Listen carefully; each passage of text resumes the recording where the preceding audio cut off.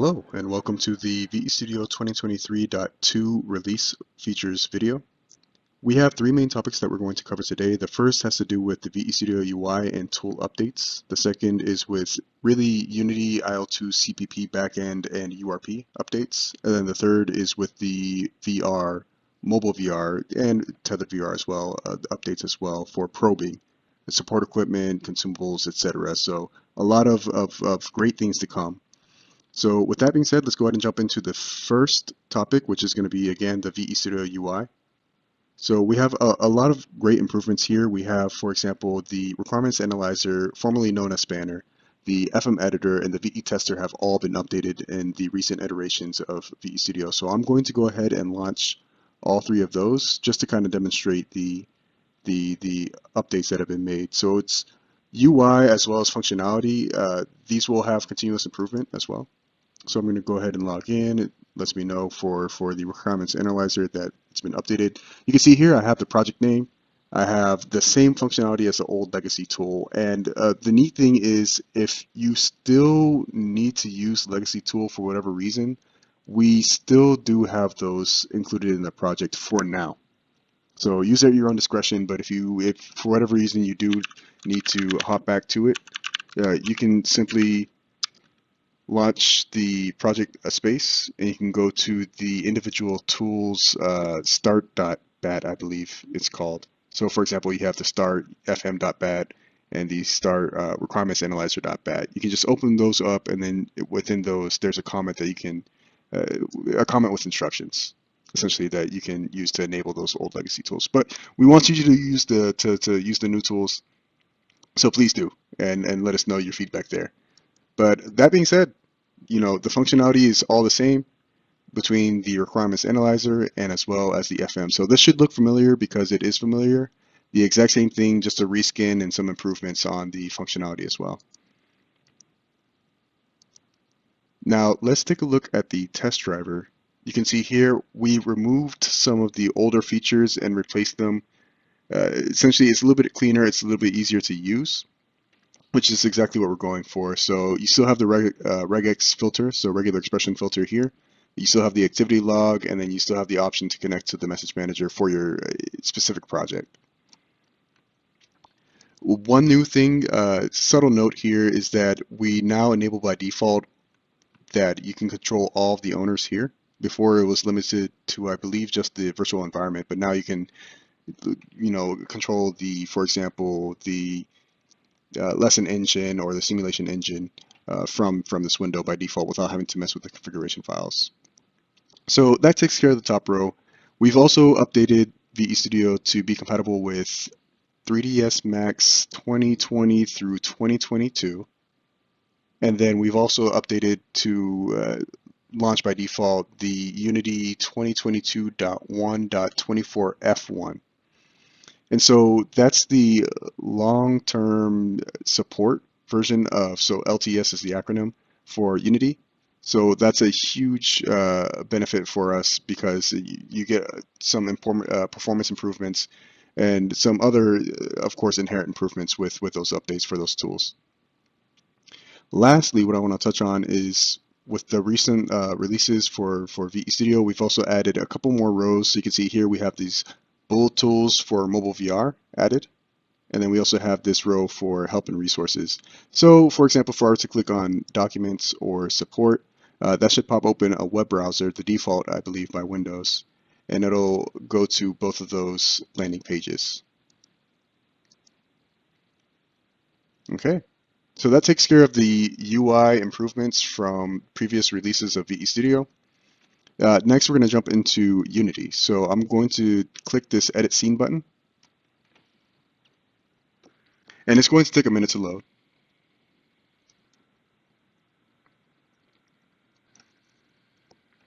But once it does, you can see the scene. So here I already have the scene loaded as VR. Just really briefly, I'm going to show the XR rig here. So you can see I have the XR rig set to the Windows Mixed Reality rig. You can see here in the project tab of Unity, I also have the other default rigs that we support. So I say that we support, but really it's just the ones that we've used internally and that we've tested with and that we know ship well with VE Studio. So you can add your own, you can copy and paste and modify as you see fit. These are just the three that we tend to have in-house and ship with VE Studio. So with that being said, we have customers who have used Vive, they've used some of the other headsets as well, and added their own rigs. But here you can see I have the VR scene. All you have to do is if you have your own rig or if you want to switch out these rigs, you just delete the old one and click and drag and drop in the new one in the same place. Okay, so within Unity, we have two, again, notable updates. So earlier this year, we added support for URP, that's the Universal Render Pipeline from Unity. And so you can see we have some examples here for materials that look really, really good within the final and built product. Aside from the Universal Render Pipeline, we also have, if I can find this setting, project settings, IO2 CPP. So you can go to project settings, player, and then if you scroll down, let's go to Android because we're interested in mobile VR at the moment. You can see there's this scripting backend set to IO2 CPP. And so what this change mainly consists of is it's a ahead of time compilation, which means that it's going to be much faster. At least in our experience, it is faster and it is a bit more performant than the mono backend that we had before. And with that being said, let's go ahead and move on into the VR updates. I'm going to click this button that says Run All VR, and that should launch the splash screen and then the virtual environment. So just a minute here while it loads up. Let me get my headset situated, find my other controller.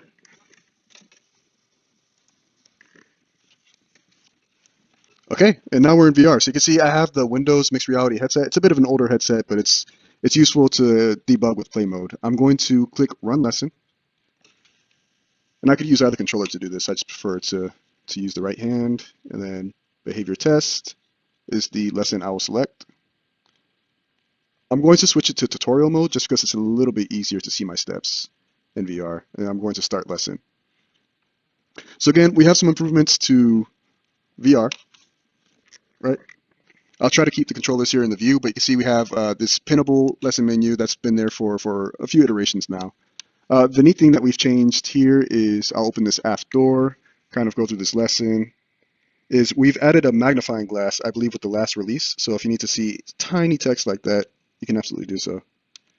And then we also changed the interaction with knobs. So we have two knobs here. I'm just going to click and then turn my controller. I don't know if you can see that, but I'll turn it all the way, complete that step, and then we have this detinted knob here. And I'll turn the float knob all the way again, and then we'll turn that detinted knob too. You can see I overturned it and it said not allowed because we're in tutorial mode, so that's doing exactly what it needs to do. Same thing with the switches. Let's get a better angle here. I'm going to click, move up, and then I can hold. And so I'm just pressing the trigger on the right controller and holding it, and I can click it again, up, down. So this mimics essentially desktop. Just click that and go through. And this lesson is executable in both VR and desktop, so really, really convenient. You kind of get VR for free here. Okay, so let's see what my next step is. I believe it's to go over here. And let's go ahead. So same motion, I'm going to click and then turn like I'm actually turning the knob in real life. Oop, let's go all the way. One more time. There we go. And likewise, turn, turn. Okay, and then I'm just going to go through the lesson really quickly. There's one more thing I really wanted to show, which is going to be the 2D equipment and how that appears on the controller. And then the last one is we're going to just go all the way around. All right, and so now we have our consumable. I'm going to step back just a little bit, and I'm going to select this cable tie. So you can see it removes. You can see the drop spot is now highlighted. That's also a new feature as well. And then I'm going to hit my middle button here to get our menu. You can see I have my consumables, just like desktop, cable tie. I select that, and now it comes onto my controller. So what I can do with this is I can actually click this bad boy and move it over here. So let's do that a little bit more accurate. There we go. And now the cable tie is installed.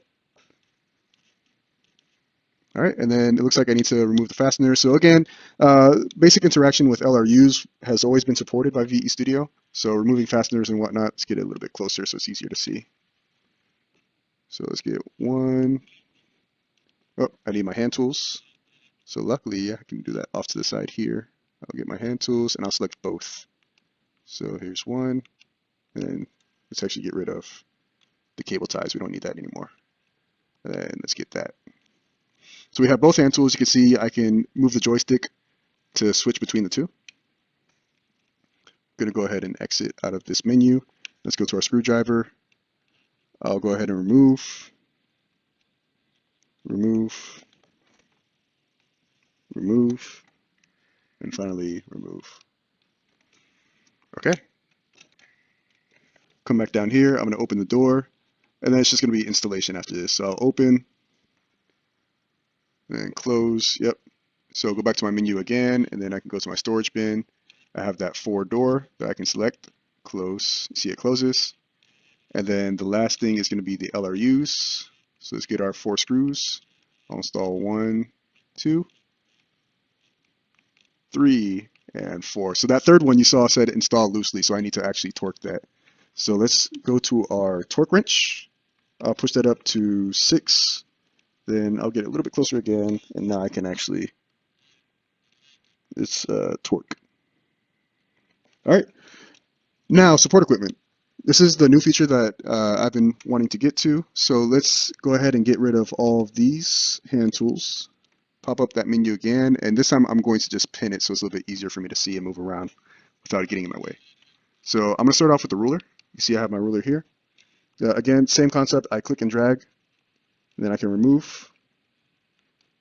And there's another one all the way on the other end. You can see it's kind of hard to see with that model installs over there.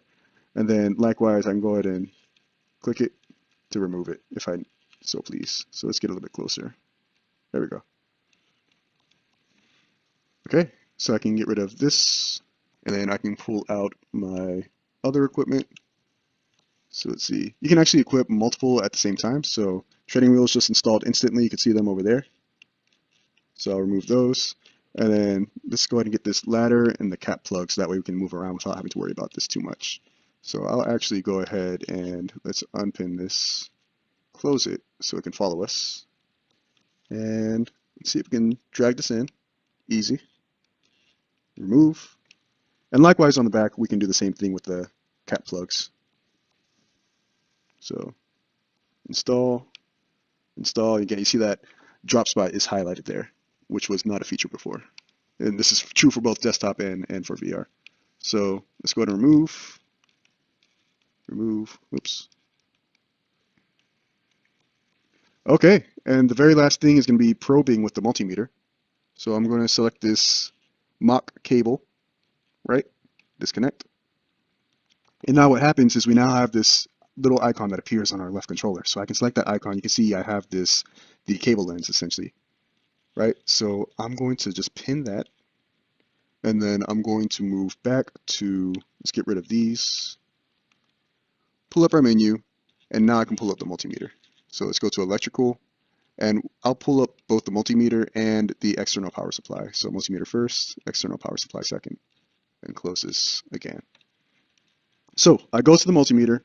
I see I can now probe with the multimeter. So you can see the highlight around the knob here. I'm just going to select that. Same motion. I'm twisting the controller. See the simulation engine updates the display, and then I can click and drag to the appropriate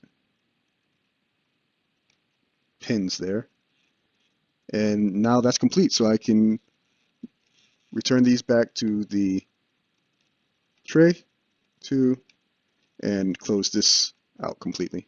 That step is complete. And the last step to do should be to go ahead and use our second 2D UI. So you can see here it's attached to my left controller, so it's easy to navigate and use. My right controller is used to point. And you can change the setting as well. You can choose left or right hand dominant in the very beginning of the virtual environment. So either way, let's go ahead and get this situated. So I'm going to plug this in over here. You can see the drop slot highlights, so I need to get this installed right there, and then I need to hit this push test button to verify. So I do that. You can see it updates accordingly. Remove. Let's move this down to the bottom plug, and let's test that second power outlet. And then from there, same thing, test and remove, and we're done with our lesson. So those are the new features. That second half really was the biggest update with 2023.2, and we hope to have, we do plan to have many more updates for you this next year. So please keep in touch. You know, subscribe to our social media, our channels, and you'll be sure to hear the latest updates. You can always reach out to us as well at VE Studio Support at disty.com. So VE Studio _support at disty.com. And we'll be happy to answer any questions you have. We have training classes every 3 months. So if you are interested in VE Studio, you're more than welcome to sign up. You can just search in the web DISTI, VE Studio Training, and it should pop up as one of the first results. And you can register there. And somebody will get in touch with you, and we'll be more than happy to accommodate your needs, whether it's desktop, VR. If you need help with setup and deployment, we're more than happy to do so. So until next time, thank you for watching.